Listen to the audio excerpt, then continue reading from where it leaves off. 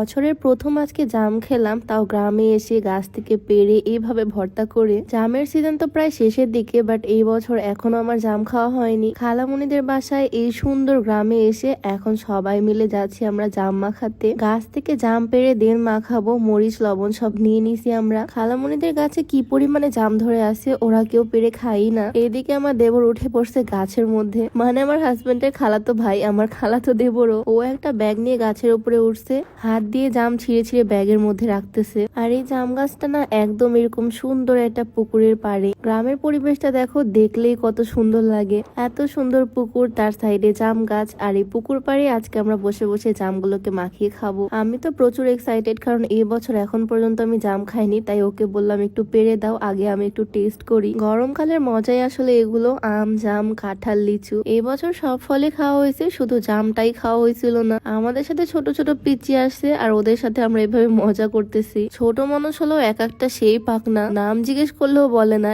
এত পরিমাণে চালা। এইদিকে ওর কাণ্ড দেখে তো আমি পুরাই অবাক। জামের ডাল দিয়ে সে আমাকে প্রপোজ করতেছে। মানে আমরা সবসময় এরকম হাসি মজা করতেই থাকি সবখানেই। গাছের উপরে তো ওর জাম পাড়া শেষই হচ্ছে না, নিচে নেট ধরে আছে আমার হাজবেন্ড আর আমার খালাতো ননদ, মানে আমার হাজবেন্ডের খালাতো বোন আর কি। আর উপর থেকে ও গাছ ঝাঁকি দিচ্ছে। নেটের মধ্যে দু একটা জাম হয়তো পড়তেছে, বাকিগুলো সব নেটের বাহিরে। আমি একটু দেখতে গেছিলাম, বাট দেখো আবার জাম ওদিক দিয়ে পড়ে যাচ্ছে। মানে আমরা সবাই হচ্ছে ছোট মানুষ, কারোই কোনো ঢংছিরি নাই। জাম কালেক্ট করার থেকে বেশি ওয়েস্ট হচ্ছে, সব জাম পুকুরের মধ্যেই চলে যাচ্ছে দেখো। যাই হোক, ব্যাপার না, যে কয়টা পাইছে সেই কয়টাই গামলার মধ্যে রেখে দিল, বেশিরভাগই কাঁচা। আর এগুলো হচ্ছে ব্যাগের জাম, এগুলো দেখেই তো লোভ লাগতেছে। একদম পাকা টুসটুসে কালো কালো জাম। এখন সবাই মিলে পুকুর পাড়ে কলা পাতার মধ্যে এগুলোকে ভর্তা করে খাবো। আর তোমরা যারা চিকন হতে চাও, তোমরা চাইলে হার্বাল স্লিমিং টিটা ট্রাই করতে পারো। এইটা সম্পূর্ণ প্রাকৃতিক উপাদান দিয়ে তৈরি হয়, এটাতে কোনো রকমের সাইড ইফেক্ট নাই। ওজন কমানোর সাথে সাথে গ্যাস্ট্রিকের সমস্যাটাও দূর করবে।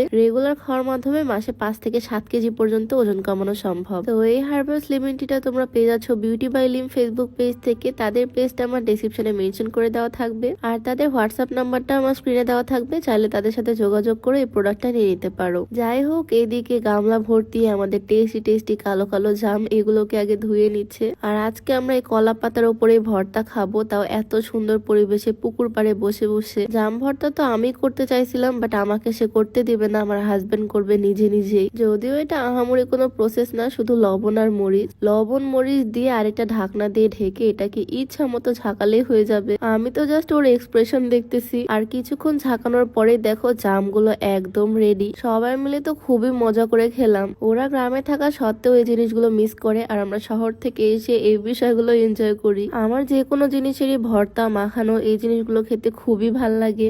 আমি তো খাচ্ছি আর এই পিচিদের খাওয়া দেখতেছি, একদম টুনি পাখির মতো বসে বসে খাচ্ছে। আর খাওয়া দাওয়া শেষ করে ওঠার সময় দেখি একটা সুন্দর আম আমার দিকে তাকায় আছে একদম। আমকে টাচ করতে পারলাম না, আমার ননদিনী এটাকে ছিঁড়ে নিয়ে চলে গেছে। এখন যদিও পাকা আমের সিজন, বাট এই সময় আমরা কাঁচা আম পেয়ে গেলাম। নেটের মধ্যে বাড়ি মেরে এটাকে ফাটানো হয়েছে, এখন এটা খেতে খেতে যাচ্ছে পুকুর পাড়ে। খালামণিদের বাসার এখানে সব ঔষধি গাছ, দেখো একপাশে শুধু অ্যালোভেরা। আমরা জাম্মা খাইছি একদম দুপুর বেলা। আমার দেবরকে বললাম আমরা এখন যাব পুকুরে গোসল করতে, তাই ওই মোটরের ব্যবস্থাটা করে দিল। এখান থেকে ঠান্ডা ঠান্ডা পানি বের হবে, একদম জান শান্তি করা গোসল। পুকুর পাড়ে এত সুন্দর পরিবেশে জাম পেড়ে জাম মাখিয়ে খেলাম, আর এখন চলে আসছি ঠান্ডা ঠান্ডা পানি দিয়ে পুকুরের মধ্যে গোসল করতে। আজকের দিনটা তো আমার বেশ ভালো গেল। গ্রামে আসলে আসলে আমার দিন এরকম ভালোই যায়। তো ভিডিওটা এখানেই শেষ করছি। সবাই ভালো থাকো, দেখা হচ্ছে নেক্সট ভিডিওতে। আল্লাহ হাফিজ।